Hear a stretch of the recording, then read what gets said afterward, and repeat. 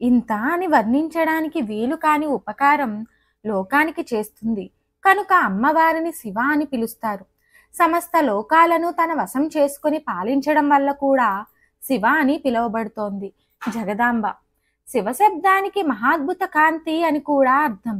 తన సంకల్పంతో లేక కోరికతో లోకాలని సృష్టించే ఇచ్ఛాస్వరూపిణి కాబట్టి కూడా అమ్మవారిని శివ అంటారు. పుట్టడం, పెరగడం, నశించడం అనే లక్షణాలు అంటే శవం అని, లేకపోతే శివం అని, ఈ మూడు లేని కారణాల వల్ల అమ్మవారిని శివ అని పిలుస్తారని శివపురాణం పేర్కొంటుంది. జీవులకు నిత్యం ఏవో వ్యగ్రతలు, దుఃఖాలు, నిత్యకర్మలు ఉండడం వల్ల మనశ్శాంతి ఉండదు.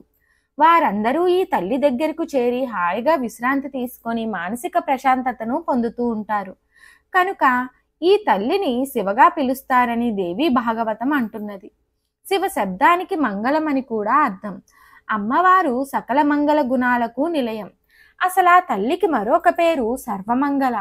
అమ్మవారి పాణిగ్రహణం వల్లే శివుడు జగదీశ్వరుడు అయ్యాడని, అదే లేకపోతే ఆయనకు జగదీశ్వరత్వం లభించదని శంకరాచార్యుల వారు దేవి పరాధక్ష మార్పణ స్తోత్రంలో అంటారు. శివాపాణి గ్రహణ మాత్రాన రుద్రుడు శివుడయ్యాడు కనుక ఆమెను శివ అంటారని మంత్రశాస్త్రాలు పేర్కొంటున్నాయి. జాతి, కుల, మత, లింగభేదం లేకుండా అందరికీ శుభం కలిగించే తల్లి కాబట్టి కూడా అమ్మవారిని శివ అంటారు. మంత్ర ప్రయోగం ఫలితం తెలుసుకుందాం. ఇంట్లో అమంగళాలు లేక నష్టాలతో బాధపడేవారు ప్రతి మంగళవారం ఈ మంత్రాన్ని 108 సార్లు జపిస్తే అకాల మరణాలు, రోగాలు, దొంగతనాల వంటి అమంగళాలు తొలగి ఇంటిల్లపాది సుఖాలు పొందుతారు. మోక్షం కావాలనుకునేవారు నిత్యం యథాశక్తిగా పారాయణ చేయడం మంచిది. భార్యాభర్తల మధ్య అనుకూల దాంపత్యానికి నిత్యం 18 సార్లు ఈ మంత్రాన్ని జపించాలి.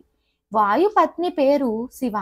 అమ్మవారు ఆ దేవీ రూపంలో కూడా ఉంది కనుక ఊపిరికి సంబంధించిన రోగాలున్నవారు నిత్యం 54 సార్లు ఈ మంత్రాన్ని జపిస్తే ఉపశమనం లభిస్తుంది.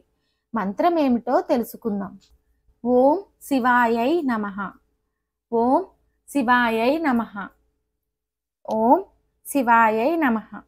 మరిన్ని ఆధ్యాత్మిక విషయాల కోసం మా ఛానల్ను సబ్స్క్రైబ్ చేయండి. వీడియో నచ్చితే లైక్ చేయండి, షేర్ చేయండి, కామెంట్ రూపంలో మీ అభిప్రాయాన్ని తెలియచేయండి.